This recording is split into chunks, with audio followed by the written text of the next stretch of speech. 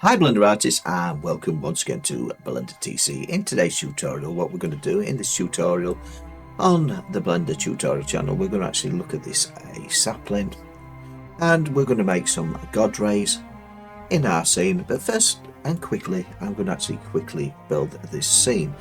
This is from the sapling generator, which is found as an add-on, and we're just going to add in a sapling like that. Now the sapling's found on as an addition to Blender, and if you're going to edit and we go into preferences, what you can do is add in an add-on, put sap up here, and you've got the sapling generator. So just by hitting this little tab, that's how we get our tree for our scene. So we've got our tree, and what we've got here is we've got a camera that's actually following this breezer circle. Really simply. So what we've got to do, I'm just going to delete the camera just to show you, and delete this, and what we'll do is just add them back in just to show how this was done. So add a curve, add a circle, we'll move this down, G and Z, scale it up just about where it was before, and what we're going to do is add a camera into our scene. So add a camera into our scene, and because we've added it there, what we're going to do is actually make it follow this circle. Now this is done quite easily with the camera selected. Hit this like object constraint, the bicycle change, as an object constraint, and what we're going to do is follow path. So hit the follow path, and what we want to do is make this follow our breezer circle. So in here the target is our breezer circle. So as you can see now, press the spacebar, nothing happens, and that's because we haven't animated the path. So animate the path like that. So we've animated the path, so now our camera is following breezer circle, but what it's not doing is actually looking at our tree. So quickly and easily, we're just going to add in a camera constraint, add in track 2, and what we're going to make it track 2 is our tree like that. As you can see, that's looking at the base of our tree, so it's always an idea to actually add in an empty at this time. So what I've already done is added an empty, but we'll just delete this empty. As you can see, the empty is right at the top of our tree here, so I'm just going to X to delete the empty just to show you how we add this back in. Add in mesh with the empty. Oops. I'm just going to use plane axis, and G and Z just move it to the top of our spotlight up here. Right, the spotlight is added simply, and we'll do that in a second. So we've now got our empty up here, so we just need our camera to look at our empty rather than the tree. So it's now looking at our empty. So if we look through our camera, as you can see, we're looking into the actual branches of the tree, but it's moving a little bit fast. We've set this to 500 frames, but as you can see, it's whizzing by, and the reason it's whizzing by is because we need to actually set the speed that this travels around our circle. So hit this little smiley face or the object data properties, and go down to here. We're going to this motion path, and the frames, we're going to change this from 100 to 500. The default's 100 rather than the full length of your animation. That's just one of the things I wish to fix in Blender. So set that to 500, and as you can see now, our camera follows our path. So when it reaches 500 up here, it should start again. And as you can see, it's pretty seamless. We've got our camera looking at that. As you can see, there's not a lot of our tree in there, so we're just going to actually go onto our camera, and I'm going to change the focal length to 27 because I want to. And as you can see, that shows a little bit more of our scene. 27 I think is about right. Up here we've got an actual plane, which is actually just a simple plane with some stars on it. Here we've got a simple spotlight like that. And I can show you how to add the spotlight in, but what I've done is added the spotlight and then added point at the tree. Plain and simple, and that's what I've done. Up here I've got a ball or a sphere which I created just like that in Blender. Add in a sphere, G and Z, just take it above the light and scale it down, G and Z, just to shade smooth with the right click. And then what I've done is I created material. I'll just do it again just to show you what I did at the time. Went to the principled and did change it into an emission shader and made it a little bit blue. So now we've got a blue light, we've got our spotlight. Putting the actual ball below the spotlight will actually cast a shadow and might look very eerie. In fact, we'll do that just now, just to actually show you this. With the actual light above there, I'm just going to F12 and show you this effect. As you can see, our light's above there, and when the actual God rays come in, as you can see, it highlights the branches. That's because this is above the actual spotlight. If we actually move this down and make it below the spotlight, then press render again, F12, the ball itself will cast shadows, and as you can see, that looks quite eerie, and it's like what you get in a horror movie. So depending on where you actually, the size of your ball or moon, it determines what kind of feel your scene is going to have. There you go. Me personally, I prefer it above there, just to cast that, just to define the tree just a little bit more. Right, now we come to the actual whole point of the tutorial, how to add the God rays. Now this is a really simple thing. So we've set up our scene here, we've got the sapling, we've got the actual our camera following it, we've got our spotlight up here, which I didn't show you how I created, but I'm just going to just add it in, add in mesh, spotlight, light, spot, G and Z, just to move it up there.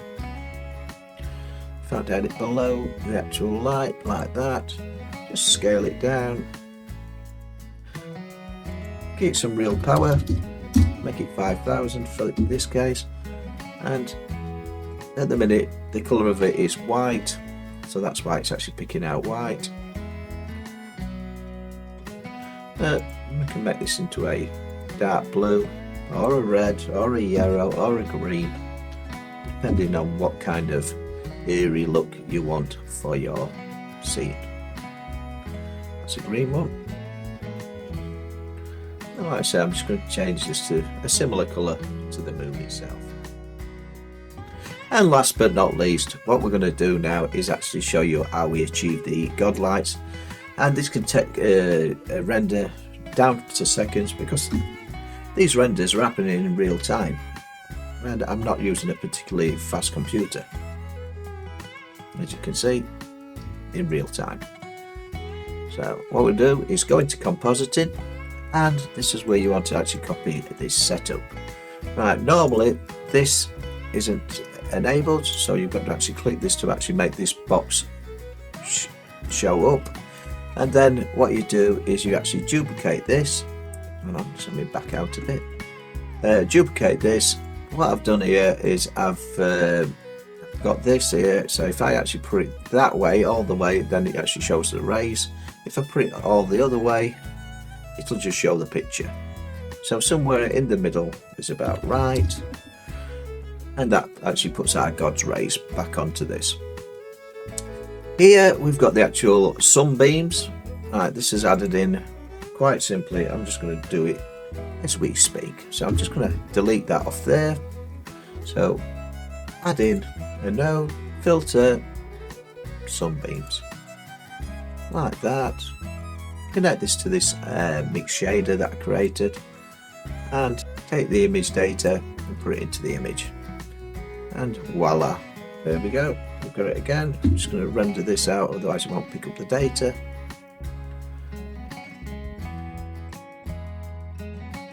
As you can see, there's no ray length, So what you need to do is actually increase, depending how long you want the rays. As you can see, if I make it really small, put it back to 0, you can make the rays go as long as you're short as you want.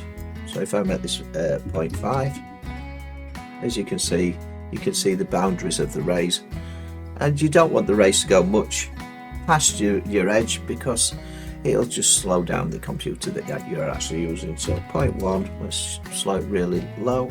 As you can see, the actual God rays just fade out about here, and that will increase the actual speed of your rendering if you wish. This is just a general mix shader, and what we've got here is I've got a compositor and I've just got a viewer. All the viewer does is actually puts the background onto this, just to make it easier to see what we're doing here. So you can just adjust this until you get the actual effect you like, and I think that's about where I want it. So if I were to render this, press F12. As you can see, the render itself is only taking 6.59 seconds, which is no time at all.